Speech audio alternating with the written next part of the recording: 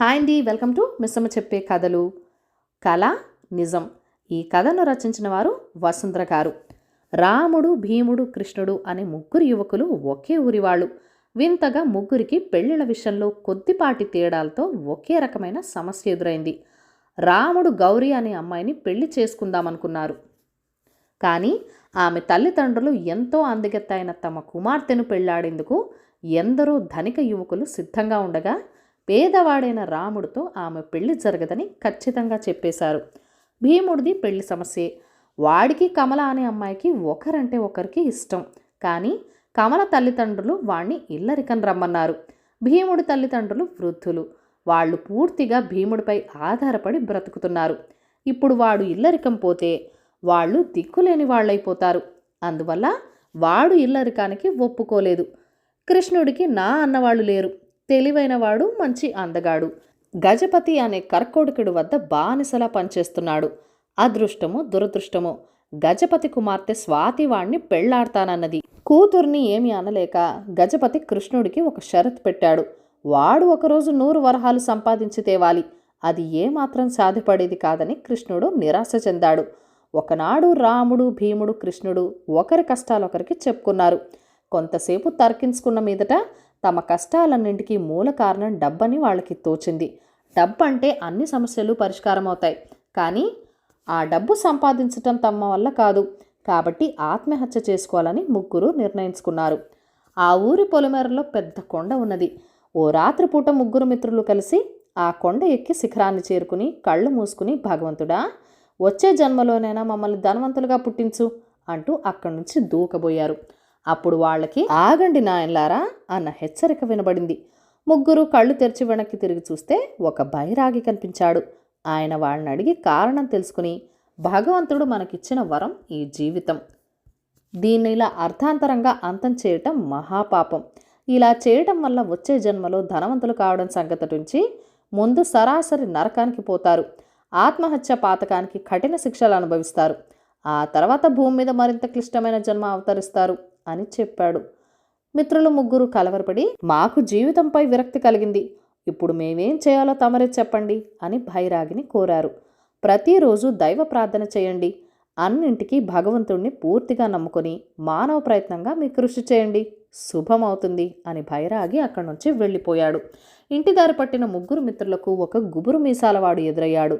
వాడు ముందు వాళ్ళని యగాదిగా చూసి ఆగి అడిగి వాళ్లను కథ తెలుసుకుని గలగలా నవ్వి, తొందరగా డబ్బు సంపాదించే మార్గం నేను చెప్తాను, నాతో రండి అన్నాడు. రాముడు, భీముడు, కృష్ణుడు మారు మాట్లాడకుండా వాడి వెంట వెళ్లారు. వాడు వాళ్ళని అరణ్యం మధ్యలో ఉన్న తన స్థావరానికి తీసుకువెళ్ళి ముగ్గురికి మంచి తీర్థం ఇప్పించాడు. అది తాగిన వెంటనే ముగ్గురు స్పృహ తప్పి పడిపోయారు. అప్పుడు రాముడికొక కల వచ్చింది. ఆ కలలో వాడు రాజకుమారుడైపోయాడు. గౌరీ తల్లిదండ్రులు వెతుక్కుంటూ వచ్చి గౌరీతో వాడికి వివాహం జరిపించారు. వాడికి జీవితం రంగరంగ వైభవంగా గడిచిపోతున్నది. భీముడికి కూడా ఒక కల వచ్చింది. కమల తల్లిదండ్రులను ఎదిరించి తన ఇంటికి వచ్చేసి తనను వివాహం చేసుకున్నది. అత్తామామలను కన్న కూతుర్లా చూసుకోసాగింది. భీముడికి స్వర్గంలో ఉన్నట్టుంది. కృష్ణుడి కలలో గజపతి వాడిని ఇంటి అల్లుణ్ణి చేసుకున్నాడు. స్వాతిని వాణ్ణి సుఖంగా జీవించమని, ఇంటి పనులన్నీ తను చూసుకోసాగాడు. ఇలాంటి వైభోగం ఇంద్రుడు కూడా ఉండదన్న భావం కృష్ణుడిలో కలిగింది. స్పృహ వచ్చాక రాముడు, భీముడు, కృష్ణుడు ఒకరి కలలు ఒకరికి చెప్పుకున్నారు. ఆ సమయంలో గుబురు మీసాలవాడు వారి వద్దకు వచ్చి, అబ్బాయిలు, నేను మీకు మంచి తీర్థంలో మాదకం అనే అద్భుతమైన ఔషధం కలిపి ఇచ్చాను. ఆ ప్రభావంతోనే మీకు అలాంటి కలలు వచ్చాయి. ఈ ఔషధం మాదకం మొక్కల పూల నుంచి తయారు చేశాను. ఇక్కడ మాదకం తోట ఉన్నది. అందులో పనిచేయటానికి మనుషులు కావాలి. మీరు ఒప్పుకుంటే మిమ్మల్ని ఆ పనిలో పెట్టుకుంటాను. పట్టణంలో మా దుకాణానికి ఎంతో గిరాకీ ఉన్నది. సుఖ సంతోషాల కోసం ఎందరో ఈ మాదకాన్ని ఎంత డబ్బైనా ఇచ్చుకుంటారు. నా వద్ద పని చేస్తే ఒక్క నెలలో మీరు ఒక్కొక్కళ్ళు 1,00,000 వరహాలు సంపాదించుకోవచ్చు అన్నాడు. అంతేకాక ప్రతిరోజు మాదకం కలిపిన మంచి తీర్థం ఇస్తానని వాడు వాళ్ళకి ఆశ చూపాడు. రాముడు, భీముడు, కృష్ణుడు ఎంతో సంతోషించి సరేనన్నారు. నలుగురు కలిసి మాదకవనం కేసి కొంత దూరం వెళ్లేంతలో ఎక్కడి నుంచో ఒక నల్ల త్రాచు బుస్సుమంటూ కృష్ణుని కాటేసి పారిపోయింది. ఇది చూసి గుబురు మీసాలవాడు ఎంతో ఆశ్చర్యపడి, ఎన్నో ఏళ్లుగా ఇక్కడ ఉంటున్నాను, ఇలా ఎన్నడూ జరగలేదే. సరే, ఇక్కడికి దగ్గరలో ఒక ఆశ్రమం ఉన్నది. కృష్ణుడికి వైద్య సహాయం అక్కడే లభిస్తుంది అన్నాడు. తర్వాత వాడు దారి చూపగా అందరూ ఆశ్రమం చేరుకున్నారు. గుబురు మీసాలవాడు తన ఆశ్రమంలోకి రానని, కృష్ణుడికి నయమయ్యాక ముగ్గురిని కలిసి తన వద్దకు రమ్మని చెప్పి వెళ్ళిపోయాడు. అప్పటికి కృష్ణుడికి పూర్తిగా స్పృహ తప్పింది. వాణ్ణి తీసుకుని ఆశ్రమంలోకి వెళ్ళిన రాముడికి భీముడికి బైరాగి కనిపించాడు. ఆ ఆశ్రమం ఆయనదేనని తెలిసి వాళ్ళు ఆశ్చర్యపడ్డారు. బైరాగి తన వద్ద ఉన్న ఔషధాలతో కృష్ణుడిలో ప్రవేశించిన విషాన్ని విరిచివేశాడు. కొద్దిసేపటికి కృష్ణుడు మామూలు మనిషి అయ్యాడు. అప్పుడు బైరాగి వాళ్లను, మీరు మీ ఇళ్లలో ఉండవలసింది కదా, అడవిలోకి ఎందుకు వచ్చారు అని అడిగాడు. జరిగిందంతా వాళ్ళు చెప్పారు. అయితే ఇప్పుడేం చేద్దాం అనుకుంటున్నారు అని ప్రశ్నించాడు బైరాగి. తాము గుబురు మీసాల వాడి వద్ద చేరి మాదకాన్ని సేవిస్తే సుఖంగా ధన సంపాదన చేయాలనుకున్నట్టు వాళ్ళు బైరాగికి చెప్పారు. ఇంకా తెల్లవారడానికి కాస్త వ్యవధి ఉన్నది, మీరు కాసేపు విశ్రమించండి, రేపు మీ జ్ఞానబోధ చేస్తాను అన్నాడు బైరాగి. ముగ్గురు మిత్రులు నిద్రపోయి లేచేసరికి బాగా బారెడు పొద్దెక్కింది. వాళ్ళు కాలకృత్యాలు తీర్చుకున్నాక బైరాగి వాళ్ళ వద్దకు వచ్చి, నాయనలారా, మీకు ఇప్పుడు బాగా ఆకలి ఉండుంటుంది, మీకేం కావాలో చెప్పండి అన్నాడు. ముగ్గురు కూడా ఉత్సాహంగా తమకిష్టమైన తినుబండారాల గురించి చెప్పారు. బైరాగి ముగ్గురిని ఒకసారి తన చేతులతో మృదువుగా తాకాడు. అంతే, ముగ్గురికి ఒకేసారి స్పృహ తప్పింది. ముగ్గురికి ఒకేసారి తమకిష్టమైన తినుబండారాలను తింటున్నట్టు కల వచ్చింది. కలలో తినడం పూర్తయ్యాక వాళ్ళు మేల్కొన్నారు. అప్పుడు బైరాగి ముగ్గురికి తలొక జాంపండు ఇచ్చి, ప్రస్తుతానికి వీటితో మీ ఆకలి తీర్చుకోండి అన్నాడు. వాళ్ళు పళ్ళు తినడం అయ్యాక ఆయన, కలలో మీకు ఇష్టమైన పదార్థాలు చాలా తిన్నారు, ఇప్పుడు ఒక్క జాంపండు మాత్రమే తిన్నారు, ఏది మీకు ఎక్కువ తృప్తినిచ్చింది అని అడిగాడు. రాముడు కలలో ఏం జరిగినా ఊహ మాత్రమే, ఊహలో కలిగే అనుభవంలాగే ఆనందం కూడా అవాస్తవం, నిజమైన అనుభవమే నిజమైన సంతోషాన్ని, తృప్తిని ఇస్తుంది, సందేహం లేదు అన్నాడు.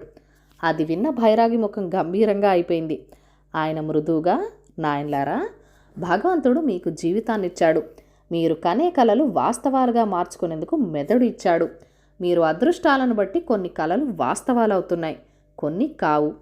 కానీ మాదకం అనేది విషప్రాయం, అది జీవితాన్ని కలగా మార్చుతోంది. ఆ కలలో మీరెన్ని సుఖాలు అనుభవించినా అవి వాస్తవాలు కాలేవు. అటువంటి మాదకాన్ని మీరు సేవించడమే కాక గుబురు మీసాల వాడికి దాన్ని పండించడంలో సహాయపడి ఎందరో జీవితాలను నాశనం చేయాలనుకుంటున్నారు. తక్కువ సుఖాలతో ఆరోగ్యకరమైన జీవితం కావాలా, అనారోగ్యకరమైన శరీరం, ఎక్కువ సుఖాలు కలలు కావాలా, మీనే నిర్ణయించుకోండి అన్నాడు. రాముడు భీముడు కృష్ణుడు ముఖముఖాలు చూసుకున్నారు. గుబురు మీసాలవాడు ప్రజాద్రోహి అని అప్పటికి వాళ్ళకి అర్థమైంది. ముగ్గురు ఏకకంఠంతో, జీవితంలో అనుభవం ఎంత చిన్నదైనా ఆనందకరమవుతుంది, అలాంటి జీవితాన్ని మాకిచ్చిన భగవంతుడికి సర్వదా కృతజ్ఞులం, మాకు నిజం కావాలి, కల వద్దు, కలల్నిచ్చే మాదకం వద్దు అని బైరాగితో చెప్పారు. బైరాగి వాళ్ళని మెచ్చుకొని, ప్రతి మనిషి నుంచి ఇలాంటి మంచి ఆలోచనలే భగవంతుడు కోరేది, ఇక మీరు వెళ్ళవచ్చు అన్నాడు. బద్ధకస్తుడు. కుందవరం అనే గ్రామంలో పాపయ్య అనే ఒక చిన్న వ్యవసాయదారుడు ఉండేవాడు. అతడికి 40వ ఏట భార్య పోయింది. పెళ్ళిడుకొచ్చిన 2 కూతుర్లకు గ్రామంలోనే కాస్త తన తాహతుకు మించిన వాళ్లకు కట్న కానుకలిచ్చి పెళ్లి చేయడంతో ఉన్న 2 ఎకరాల పొలం హరించుకుపోయింది. ఇక గత్యంతరం లేక పాపయ్య బ్రతుకు తెరువు కూలి పనులకు వెళ్లసాగాడు. కాస్త వయసు మీరడం వల్ల, అతనుకు మించి స్వతహాగా బద్ధకస్తుడు కావటం వల్ల తెలిసిన వాళ్ళెవ్వరూ అతన్ని కూలి పనులకు తప్పనిసరైతే తప్ప పిలిచేవాళ్లు కాదు. అతనికి క్రమంగా ఒక్క పూట పస్తులు ఉండవలసిన పరిస్థితి ఏర్పడింది. సంగతి తెలిసిన కూతుర్లిద్దరూ పాపయ్యని తమ ఇళ్లకొచ్చి ఉండబన్నారు. పాపయ్య అల్లుళ్ళింట చేరటం అవమానం అనిపించి ససేమీరా రాననేశాడు. దానితో కూతుర్లే అతడికి 2 పూట్ల భోజనం తెచ్చిపెడుతూ ఉండేవాళ్ళు. ఇలా ఉండగా ఒకనాటి రాత్రి దొంగ ఒకడు అతని ఇంట్లో దూరి దొంగలించేందుకు ఏమీ లేకపోవటంతో, చిచ్చే ఏం కొంప అనుకుంటూ ఇంటి తలుపుని బార్లా తెరిచి బయటికి వెళ్ళబోయాడు. ఆ శబ్దానికి మెలకు వచ్చిన పాపయ్య దొంగను చూసి, ఒరే బాబు, తలుపు మూసిపో అన్నాడు పెద్దగా ఆవలిస్తూ. అది విన్న దొంగ కోపంగా, ఎన్నేళ్లలో దొంగతనం చేశాను కానీ ఏ ఇంట నీ అంత బద్ధకస్తుని చూడలేదు, అందువల్లే కటిక దరిద్రం అనుభవిస్తున్నావు అన్నాడు. పాపయ్య మంచం మీద లేచి కూర్చుని, అవును, బద్ధకస్తున్నే, కష్టించి కూడబెట్టినా నీ బోటి దొంగ వెధవల పాలవుతుందిగా అన్నాడు విసుగ్గా. తాయత్తు దోమలు. కొనయ్య అనేవాడు పని మీద పట్టణానికి వెళ్ళాడు. వాడు ఒక పెద్ద వీధి వెంట నడుస్తూ ఉండగా దాపులో ఉన్న ఒక చింత చెట్టు కింద కొందరు మనుషులు గుంపుగా చేరి ఉండడం కంటబడింది. కోనయ్య అక్కడికి వెళ్ళి జనం మధ్యగా దారి చేసుకుని కాస్త ముందుకు వెళ్ళాడు. చెట్టు బోదెన ఆనుకుని పులి చర్మం మీద ఒకడు కూర్చుని ఉన్నాడు.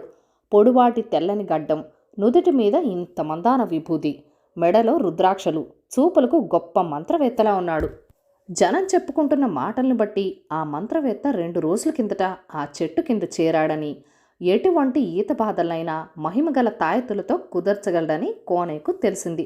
అయితే ఆ తాయెత్తు ఖరీదు 5 రూపాయలు. అలా వచ్చిన డబ్బుతో ఆయన వింధ్య పర్వతాల్లో ఉన్న ఒక శిథిల దేవాలయాన్ని పునరుద్ధరించబోతున్నాడు. కోనయ్య ఈ మధ్య పెరట్లో బావి తవ్విస్తున్నాడు. 20 అడుగుల లోతున తవ్వినా ఉప్పు నీళ్లు తప్ప మంచినీళ్లు పడే జాడలు కనిపించడం లేదు. ఇందులో మహిమగల తాయెత్తు ఉపయోగపడుతుందేమో కనుక్కుందామని దుస్తుల్లో దాచుకున్న డబ్బులోంచి 5 రూపాయలు తీసి మంత్రవేత్త దగ్గరకు వెళ్ళబోయాడు. అంతలో ఒక ముసలివాడు జనాన్ని తోసుకుంటూ ముందుకు వచ్చి మంత్రవేత్తతో, స్వామి, దోమలు మరీ పడగదిలో రావని మీరిచ్చిన తాయెత్తు పని చేయలేదే, రాత్రి కంటి మీద కునుకు లేదంటే నమ్మండి అన్నాడు. మంత్రవేత్త అతడికేసి ఆశ్చర్యంగా చూస్తూ, తాయెత్తుని నేను ఉపయోగించమన్న విధంగా ఉపయోగించావా? దాన్ని దోమ తెర లోపల పెట్టాలి, ఆ పని చేశావా అని అడిగాడు. కథ కంచికి మనం ఇంటికి. ఈ కథను లైక్ చేయండి, షేర్ చేయండి. మన ఛానల్ని ఫస్ట్ టైం చూస్తున్నట్లయితే కనుక సబ్స్క్రైబ్ చేసుకుని ప్లీజ్ మీ సపోర్ట్ ఇవ్వండి. మీ అమూల్యమైన ఫీడ్బ్యాక్ అండ్ సజెషన్స్ నాతో కామెంట్ సెక్షన్లో కూడా షేర్ చేసేయండి. Thank you for watching. Bye bye.